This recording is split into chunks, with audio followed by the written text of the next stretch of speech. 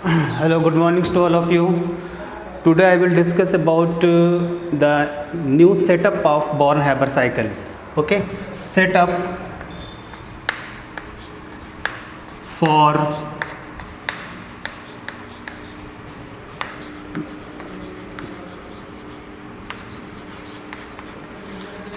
Born-Haber cycle. Okay, जैसे हमें NaCl sodium chloride के अगर एक मोल को बनाना है तो इसके लिए यहाँ पे sodium solid plus Cl2 gas half Cl2 gas. Okay, NaCl के एक मोल को बनाने के लिए NaCl के एक मोल को बनाने के लिए NaCl सॉलिड NaCl के एक मोल को बनाने के लिए उसके प्योर एलिमेंटल फॉर्म से जो भी एनर्जी लगे या एनर्जी का एक्सचेंज हो, या एक और नया वर्ड यूज़ किया था मैंने, enthalpy. Okay, enthalpy means energy ही होता है। आप जब 12th में आएंगे तो आपको पढ़ाया जाएगा कि क्या डिफरेंस होता है एनर्जी और एंथैल्पी में। 1 मोल NaCl सॉलिड को उसके प्योर एलिमेंटल फॉर्म से सोडियम सॉलिड और क्लोरीन गैस से बनाने में जो भी एंथैल्पी या एनर्जी में चेंज हो उसे हम बोलते हैं heat of formation. Means this is known as delta HF, change in enthalpy या हीट ऑफ फॉर्मेशन बोलते हैं।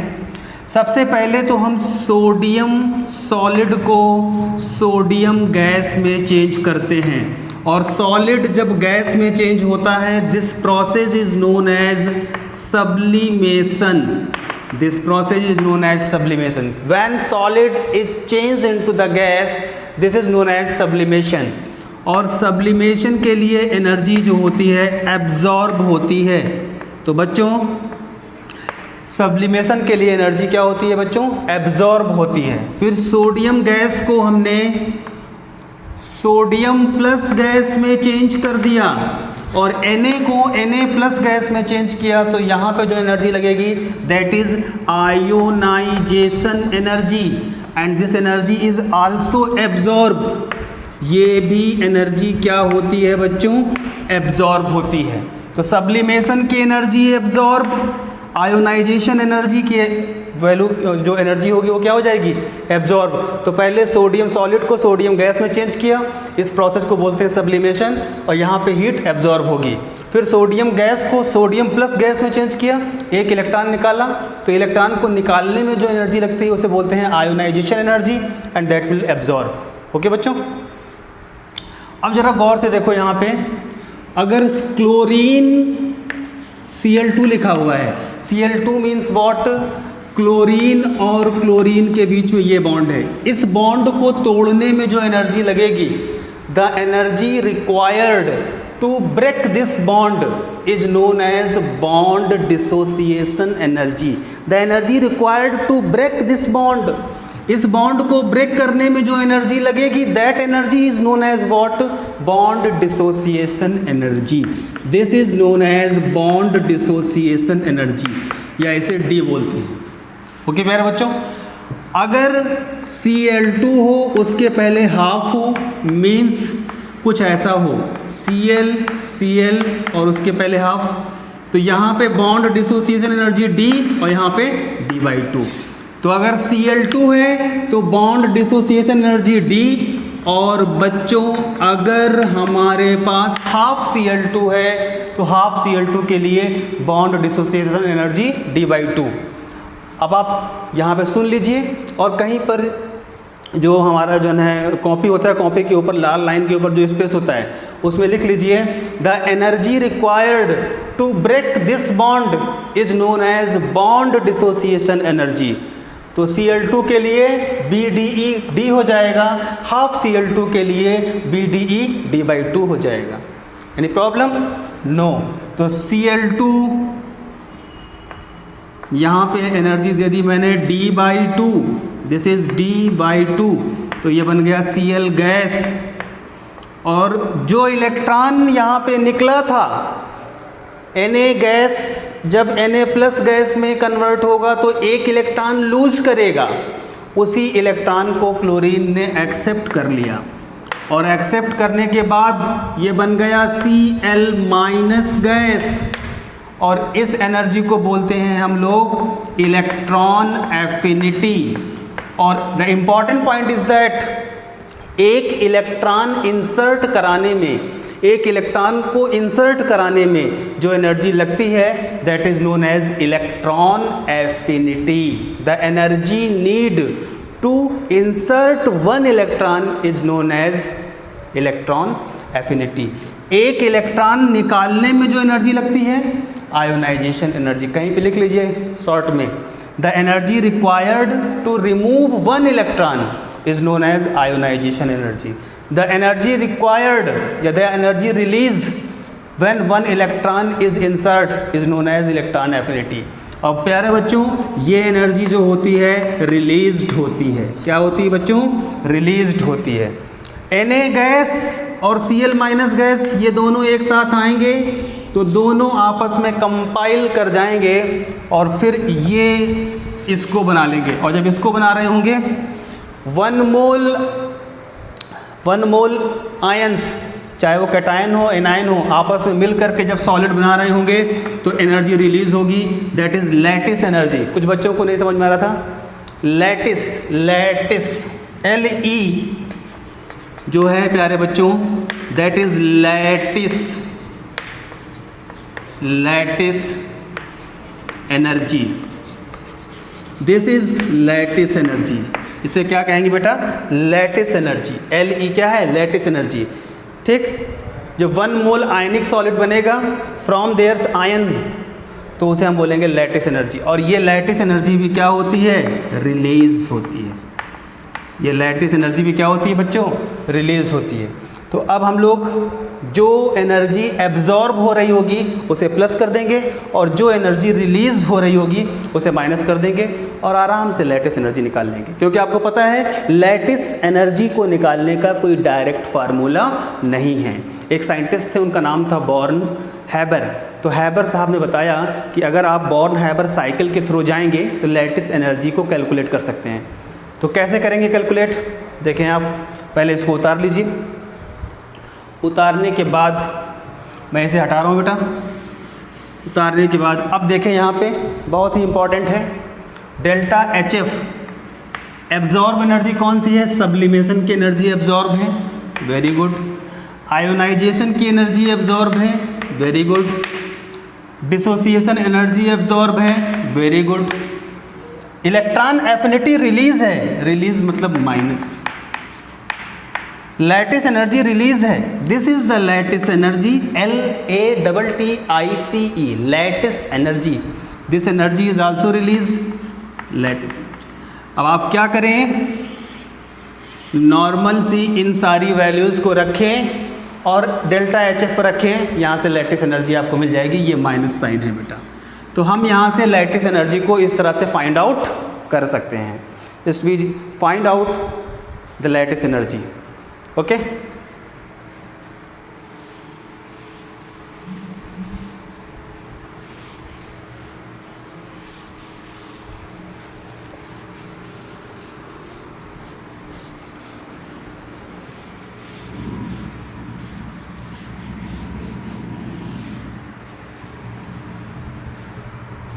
नेक्स्ट मैंने कल आप लोगों को होमवर्क दिया था, set up the Born Haber cycle for MgO।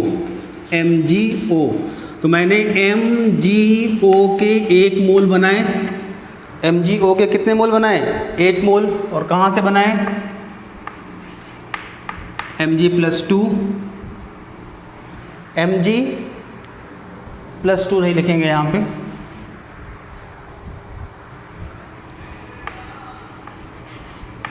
Mg solid plus half O2, okay. और ये O2 जो हो जाएगा गैस हो जाएगा। 1 मोल MgO को बनाया मैंने, 1 मोल मैग्नीशियम, 1 मोल MgO मैग्नीशियम ऑक्साइड को बनाया मैग्नीशियम से सॉलिड फॉर्म में, और हाफ O2 जो कि गैस फेज में है। किस फेज में है बेटा? गैस फेज में है, ओके। अब देखें जरा गौर से। सबसे पहले हम जो काम करेंगे वो क्या होगा? सॉलिड को गैस में चेंज करेंगे। तो सॉलिड को गैस में चेंज किया तो यहाँ पे जो हो रहा है दैट इज सब्लिमेशन। जब सॉलिड गैस में चेंज होगा, सॉलिड फेज जब गैस में चेंज होगी दैट इज सब्लिमेशन। और सब्लिमेशन के बारे में आप सभी लोगों को एक बात बता दूं, ये एब्जॉर्ब्ड एनर्जी है। सब्लिमेशन एक एब्जॉर्ब एनर्जी है। तो मैग्नीशियम सॉलिड कन्वर्ट हो जाएगा मैग्नीशियम गैस में, फिर मैग्नीशियम गैस से एक इलेक्ट्रॉन निकालेंगे तो यहाँ पे आयोनाइजेशन एनर्जी फर्स्ट, तो ये बन जाएगा बेटा Mg+ और ये हो गया गैस। और फिर यहाँ से एक इलेक्ट्रॉन और निकालेंगे। जब पहला इलेक्ट्रॉन निकला तो बना Mg+, एक और इलेक्ट्रॉन निकल जाएगा तो क्या बनेगा Mg+2, Mg+2 और ये गैस। ओके, ये वाली एनर्जी आयोनाइजेशन एनर्जी पहली। जब पहला इलेक्ट्रॉन निकाला तो आयोनाइजेशन एनर्जी फर्स्ट, जब दूसरा इलेक्ट्रॉन निकाला तो आयोनाइजेशन एनर्जी सेकंड। और ये दोनों एनर्जी जो होती हैं ये एब्जॉर्ब होती हैं। क्या होती हैं बच्चों? ये दोनों एनर्जी एब्जॉर्ब होती हैं। 1/2 O2 को सबसे पहले मैंने बॉन्ड एनर्जी D/2 दिया, ठीक है, तो ये कन्वर्ट हो गया O गैस में। फिर इसने एक इलेक्ट्रॉन पिया, एक इलेक्ट्रॉन ले लिया। इलेक्ट्रॉन पीने को बोलते हैं इलेक्ट्रॉन एफिनिटी। इसने एक इलेक्ट्रॉन लिया, लेने के बाद ये चेंज हो गया O- गैस में, O- गैस में। इसे बोलेंगे इलेक्ट्रॉन एफिनिटी फर्स्ट। ये रिलीज होगा, ये क्या होगा? रिलीज। आप लोगों को बताया जाएगा जब आप पढ़ेंगे पीरियोडिक टेबल उसमें, ठीक है। और फिर O- गैस, यहाँ से एक इलेक्ट्रॉन और पिया इसने तो ये बन गया O-2, ये हो गया गैस। और यहाँ पर हो गया E(a)2। दूसरा इलेक्ट्रॉन इंसर्ट कराया तो E(a)2, पहला इलेक्ट्रॉन इंसर्ट कराया तो E(a1). E(a1) का मतलब पहला इलेक्ट्रॉन जब इंसर्ट कराएंगे तो उसे बोलेंगे E(a1), दूसरा इलेक्ट्रॉन जब इंसर्ट कराएंगे तो उसे बोलेंगे E(a2). ये बन गया। और फिर ये जो है सर मैग्नीशियम +2 और ऑक्सीजन -2 ये आपस में कंबाइंड होंगे और कंबाइंड होकर के ये बना देंगे। और यहाँ पे लैटिस एनर्जी फिर क्या होगी? रिलीज हो जाएगी। तो यहाँ से अगर आप लोग डेल्टा HF देखना चाहें तो डेल्टा HF की वैल्यू क्या हो जाएगी? सब्लिमेशन, देखो सब्लिमेशन एब्जॉर्ब हुआ है तो प्लस सब्लिमेशन। फिर IE1 IE2 दोनों एब्जॉर्ब हुए हैं तो IE1 + IE2 दोनों एब्जॉर्ब हुए हैं। यहाँ पे D/2 ये भी एब्जॉर्ब हुआ है, ओके, एब्जॉर्ब हुआ है। और फिर E(a2) ये भी एब्जॉर्ब होता है, ये भी क्या हुआ है? एब्जॉर्ब हुआ है। तो प्लस E(a2) माइनस E(a1) ये रिलीज हुआ है, माइनस लैटिस एनर्जी। तो यहाँ से इन सारी वैल्यूज़ को रखो, लैटिस एनर्जी की वैल्यू आपको पता चल जाएगी। This is the Born Haber equation, इसे बोलते हैं Born Haber equation. This equation is known as Born Haber equation. इस इक्वेशन को बोलते हैं बच्चों हम लोग बॉर्न-हाइबर इक्वेशन। क्या बोलते हैं बच्चे? Born-Haber equation. फिर से बोलूँ मैं, एक इलेक्ट्रॉन को निकालने में जो एनर्जी लगी उसे बोलते हैं आयोनाइजेशन एनर्जी। जैसे मैग्नीशियम गैस से एक इलेक्ट्रॉन निकाल लिया तो क्या बन जाएगा? Mg+, तो जो एनर्जी लगी उसे क्या बोलते हैं? Ionisation energy. Mg+ से दूसरा इलेक्ट्रॉन जब निकालेंगे तो आयोनाइजेशन एनर्जी सेकेंड, ओके। एक इलेक्ट्रॉन निकालने में जो एनर्जी लगी आयोनाइजेशन एनर्जी। पहला इलेक्ट्रॉन निकाले तो आयोनाइजेशन एनर्जी फर्स्ट, दूसरा इलेक्ट्रॉन निकाले आयोनाइजेशन एनर्जी सेकेंड। पहला इलेक्ट्रॉन इंसर्ट कराने में जो एनर्जी रिलीज हुई उसे बोलते हैं इलेक्ट्रॉन एफिनिटी। ये हमारे पास O गैस था, पहला इलेक्ट्रॉन इसको इंसर्ट कराया और जब O गैस में पहला इलेक्ट्रॉन इंसर्ट हुआ तो यहाँ पे electron affinity 1, okay, O- gas. और फिर इसमें दूसरा इलेक्ट्रॉन इंसर्ट किया तो ये इलेक्ट्रॉन एफिनिटी 2। बस ध्यान देने की बात है, इलेक्ट्रॉन एफिनिटी 1 रिलीज होता है, इलेक्ट्रॉन एफिनिटी 2 एब्जॉर्ब होता है। आयोनाइजेशन एनर्जी 1 देखिए और आयोनाइजेशन एनर्जी 2, ये दोनों की दोनों एनर्जी जो होती हैं एब्जॉर्ब होती हैं। Ionisation energy first, ionisation energy second, ये दोनों एब्जॉर्ब होती हैं। इलेक्ट्रॉन एफिनिटी फर्स्ट रिलीज होती है और सेकंड एब्जॉर्ब होती है। जिन बच्चों को अभी भी ना समझ में आया हो वो प्लीज़ लेक्चर देखने के बाद मुझे इंडिविजुअली मैसेज कर सकते हैं, मैं बता दूंगा। This is the setup for magnesium oxide and this is the born-Haber equation. ये बहुत ही इंपॉर्टेंट, बहुत ज़्यादा इंपॉर्टेंट है।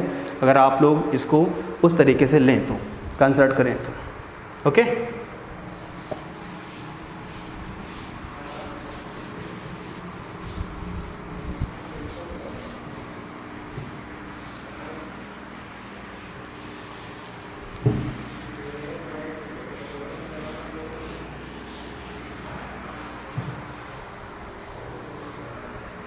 Next, factor affecting lattice energy, factor affecting lattice energy. तो आप देखिए m plus gas plus x minus gas, m plus gaseous x minus gaseous, ये दोनों आपस में कंपाइल होंगे। कंपाइल होने के बाद ये बना देंगे mx सॉलिड, और इस प्रोसेस में जो एनर्जी रिलीज होगी उसे बोलेंगे लैटिस एनर्जी। लैटिस एनर्जी क्या होगी? रिलीज होगी। आप लोगों के लिए मैं एक छोटा सा गिफ्ट लेके आया हूँ। देखें, अगर आपसे कोई पूछे कौन कौन सी एनर्जी रिलीज होती है तो बोल देना SBI, state bank of India, state bank of India. S for sublimation, sublimation absorb होता है। B for bond energy, I for ionisation energy, और इसके बाद EA2, ये भी हमारा क्या होता है? एब्जॉर्ब होता है। तो state bank of India EA2, state bank of India, और जिस रोड पे है स्टेट बैंक ऑफ इंडिया वो है EA2। कौन सी रोड है? EA2। सब्लिमेशन की एनर्जी एब्जॉर्ब, बॉन्ड एनर्जी की एनर्जी एब्जॉर्ब, बॉन्ड एनर्जी को हम शो करते हैं D से, ठीक है। आयोनाइजेशन एनर्जी एब्जॉर्ब, और रोड का नाम क्या है? EA2, इलेक्ट्रॉन एफिनिटी सेकंड, ये भी क्या होती है? एब्जॉर्ब। ये चार एनर्जी आपके पास हैं एब्जॉर्ब वाली। तो state bank of India on the road EA2, ये सारी एनर्जियां एब्जॉर्ब होती हैं। क्या होती हैं सर? एब्जॉर्ब होती हैं। ओके, तार लीजिएगा, ये बहुत अच्छा निमोनिक्स है। निमोनिक्स भी अच्छा है, कॉन्सेप्ट भी अच्छे मिलेंगे आपको अगर सही से आप पढ़ेंगे तो।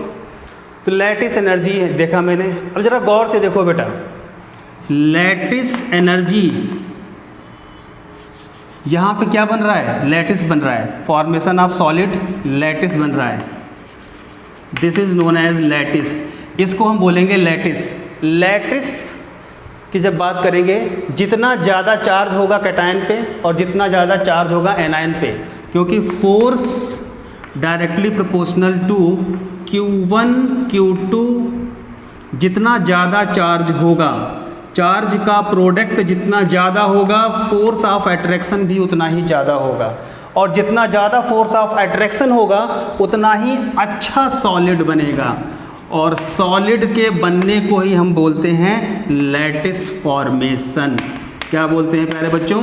Lattice formation.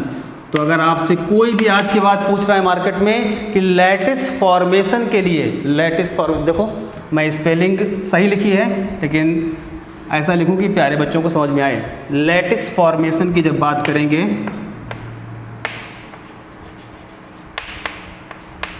लैटिस फॉर्मेशन वो डायरेक्टली डिपेंड करता है चार्ज कितना है। जितना ज़्यादा चार्ज होगा इन दोनों के बीच में उतना ही अच्छा लैटिस फॉर्मेशन होगा। जितना ज़्यादा चार्ज होगा इन दोनों के बीच में उतना ही अच्छा लैटिस फॉर्मेशन होगा। तो आप देखिए यहाँ पे, तो अब हम यहाँ पे लिखते हैं सबसे पहले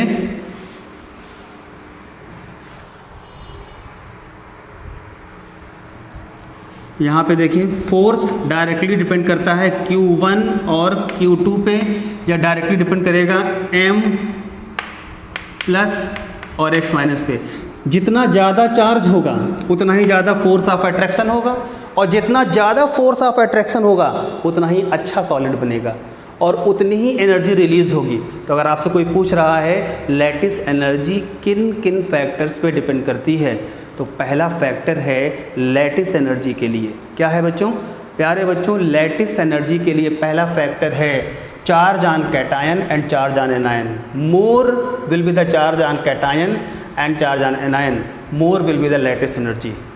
ठीक है, तो सबसे पहला फैक्टर हमने क्या बोला है, फैक्टर अफेक्टिंग लैटिस एनर्जी, पहला है चार्ज। तो यहाँ पे हम बिना समय को नष्ट किए हुए पॉइंट लिख दें, greater the charge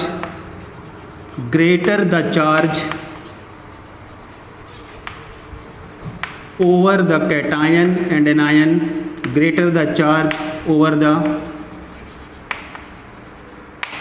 cation and anion, greater will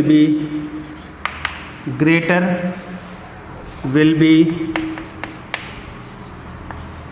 L है, L लैटिस एनर्जी। तो अगर आपसे कोई कह रहा है जितना ज़्यादा फोर्स की वैल्यू डिपेंड करेगी Q1 Q2 पे, और प्रॉब्लम में ये M प्लस है और X माइनस, जितना ज़्यादा चार्ज होगा M प्लस पे और X माइनस पे उतना ही ज़्यादा फोर्स होगा, और जितना ज़्यादा फोर्स होगा उतना ही ज़्यादा होगी lattice energy. Means lattice energy is depend on the product of charge.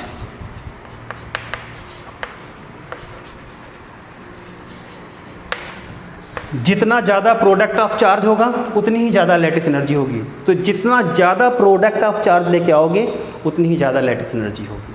Okay,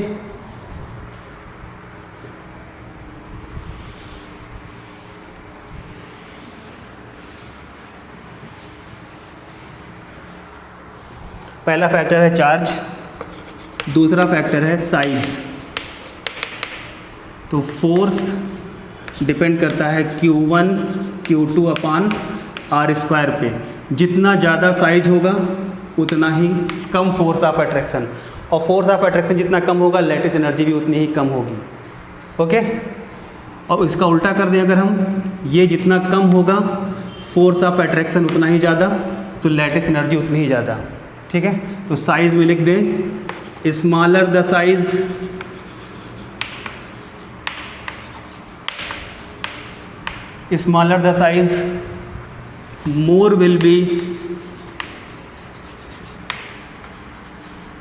more will be force of attraction, so more will be lattice energy. Means lattice energy depend करती है 1/r स्क्वायर पे।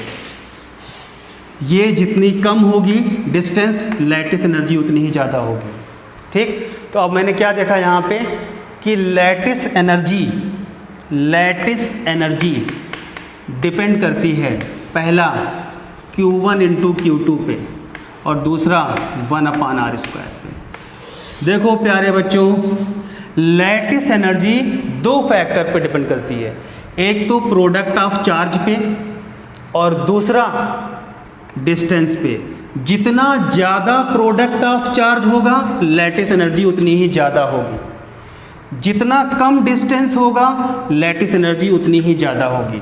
तो आपसे कोई भी पूछता है कि सर आप इतना बोल रहे हो लैटिस एनर्जी के बारे में, तो ये बताओ कि लैटिस एनर्जी किन किन फैक्टर्स पे डिपेंड करती है।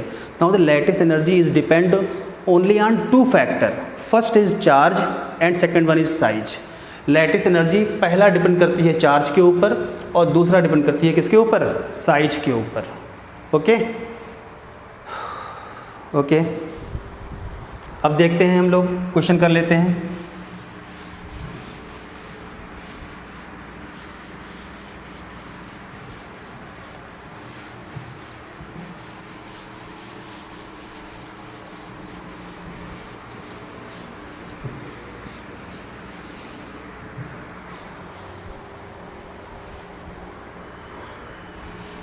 Lattice energy is directly proportional to Q1, Q2 is directly proportional to, ये Q1 Q2 हो गया, और is directly proportional to M plus and X minus।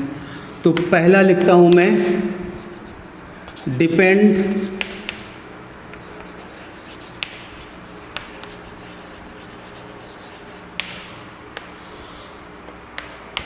Depend on charge, charge के ऊपर जो डिपेंड करती है। तो ये क्वेश्चन है जो पूछा गया है आप लोगों के वहाँ, sodium fluoride, magnesium fluoride, aluminium fluoride. Okay, sodium के ऊपर 1 प्लस, फ्लोरीन के ऊपर 1 माइनस।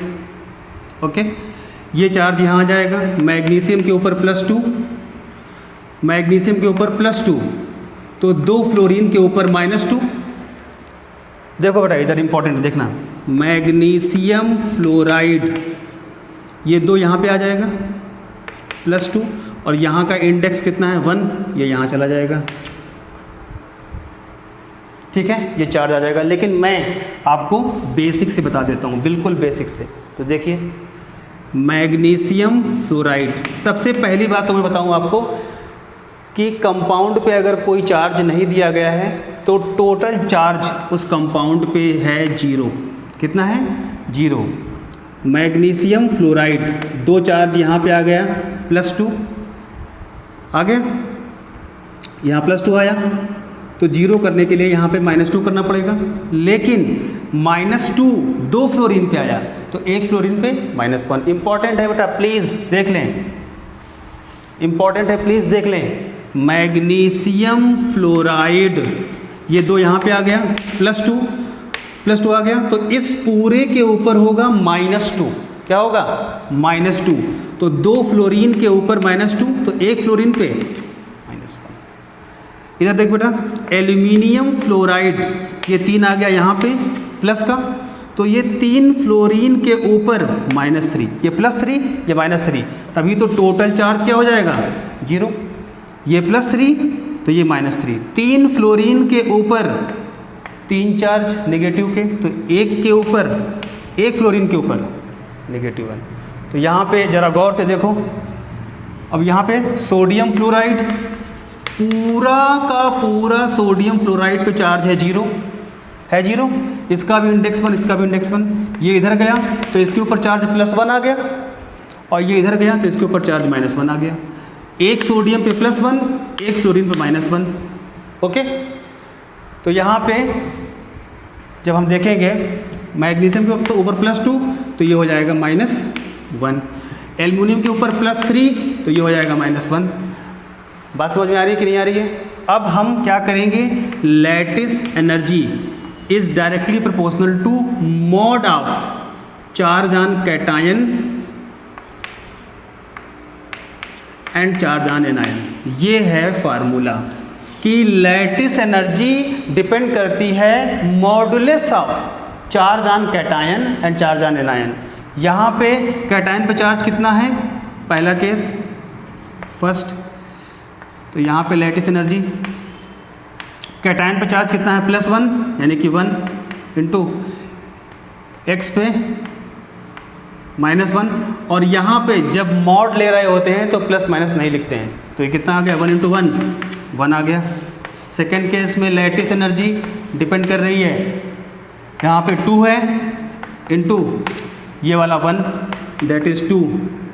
थर्ड केस में लैटिस एनर्जी यहाँ पे 3 है मल्टीप्लाइड बाई -1, लेकिन माइनस नहीं लिखेंगे क्योंकि मॉड है, तो ये कितना आ जाएगा 3। तो यहाँ पे दोनों चार्ज का प्रोडक्ट आया 1, यहाँ पे दोनों चार्ज का प्रोडक्ट आया 2, यहाँ पे दोनों चार्ज का प्रोडक्ट आया 3। तो सबसे कम लैटिस एनर्जी इसके पास, इससे ज़्यादा इसके पास, और इससे भी ज़्यादा इसके पास। ओके बच्चों, ये उतार लीजिए, समझ लीजिए, इंपॉर्टेंट है। This is again very important. ये मैंने पूरा प्रॉब्लम बहुत ही बेसिक से करा दिया है, बिल्कुल बेसिक से करा दिया है एकदम। वीडियो पॉज करके आराम से देखें बेटा, ठीक है।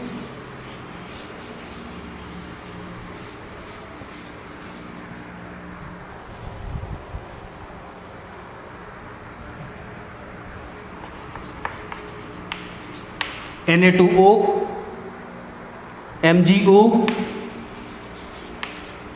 Al2O3, Al2O3। अब जरा गौर से देखो, यहाँ पे एक ऑक्सीजन पे चार्ज -2 होता है, तो इसके ऊपर हो गया +2। देखो जरा गौर से देखना इधर, Na2O, एक ऑक्सीजन पे चार्ज होता है -2 है, और ये पूरे के ऊपर चार्ज है 0, यहाँ -2, तो इस पूरे के ऊपर आएगा +2। तो 2 सोडियम के ऊपर +2, तो 1 सोडियम पे +1, ठीक है। और 1 और 2 का लैटिस एनर्जी कंपोनेंट देखेंगे, तो 1 × 2 आ गया। MgO को उठाते हैं, MgO को, एक ऑक्सीजन पे -2, तो -2 को ख़त्म करने के लिए आ गया +2, क्योंकि ओवरऑल के ऊपर क्या है 0, तो इसके लिए लैटिस एनर्जी डिपेंड करती है 2 × 2 दैट इज़ 4। और फिर उतार लेते हैं इसको भी, Al2O3, एक ऑक्सीजन पे -2, तो 3 पे कितना हो जाएगा -6, तो यहाँ पे आ जाएगा +6। यहाँ पे क्या आ जाएगा, एक ऑक्सीजन के ऊपर क्या होता है -2, एक ऑक्सीजन के ऊपर होता है -2। यहाँ पे देखिए जरा गौर से, यहाँ भी -2 है एक ऑक्सीजन के ऊपर, एक ऑक्सीजन के ऊपर यहाँ पर भी क्या है -2 है। तो जरा गौर से देखो, यहाँ पे ये 3 यहाँ पे आ जाएगा, तो एल्युमिनियम के ऊपर चार्ज +3 का और ऑक्सीजन के ऊपर चार्ज -2 का, तो यहाँ पे लैटिस एनर्जी हो जाएगी 3 × 2 दैट इज 6। ओके, तो पहले केस में चार्ज का वैल्यू कितना आया है 2, दूसरे केस में चार्ज का वैल्यू कितना आया है 4, तीसरे केस में 6। तो यहाँ पे आया है वैल्यू 2, यहाँ पे आया है वैल्यू 4, और यहाँ पे वैल्यू आया है 6। तो 2 से बड़ा 4 है, 4 से बड़ा 6 है, तो ये लैटिस एनर्जी का ऑर्डर हो गया। ठीक है, बात समझ में आ रही है। यहाँ पर एक चार्ज, ये इंडेक्स नंबर 1, तो यहाँ 1 गया, यहाँ 2 गया तो 2 आ गया, यहाँ पे 1, यहाँ पे भी 1, लेकिन एक ऑक्सीजन पे -2, तो यहाँ -2 गया, यहाँ पर +2 चला गया। ठीक है, यहाँ पर +2 चला गया, यहाँ -2, और ये यहाँ पे आ गया। ओके प्यारे बच्चों, इसको उतार लीजिएगा, बिना इसके आप समझ नहीं पाएंगे, थोड़ी दिक्कत होगी।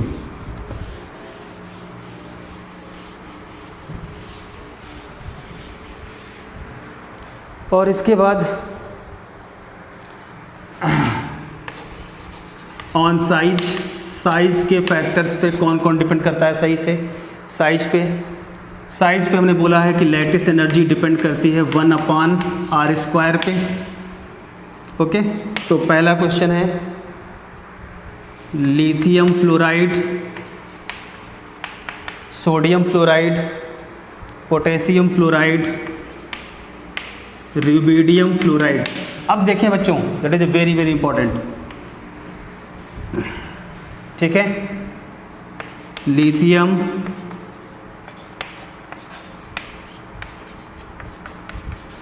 ग्रुप में ऊपर से नीचे जाने पे साइज बढ़ता है। सारे बच्चे जानते हैं कि ग्रुप में ऊपर से नीचे आने पे साइज बढ़ता है, तो लिथियम से बड़ा होगा हमारा क्या, रुबिडियम बड़ा होगा, और रुबिडियम अगर बड़ा होगा तो उसका स्क्वायर और बड़ा होगा, तो लैटिस एनर्जी कम होगी, यानी कि रुबिडियम की लैटिस एनर्जी सबसे कम, फिर ये आ गया। एक और है दूसरा BeCl2, BeCl2, MgCl2, MgCl2, CaCl2, SrCl2। ये ऐसे देखो, बेरिलियम, मैग्नीशियम, कैल्शियम,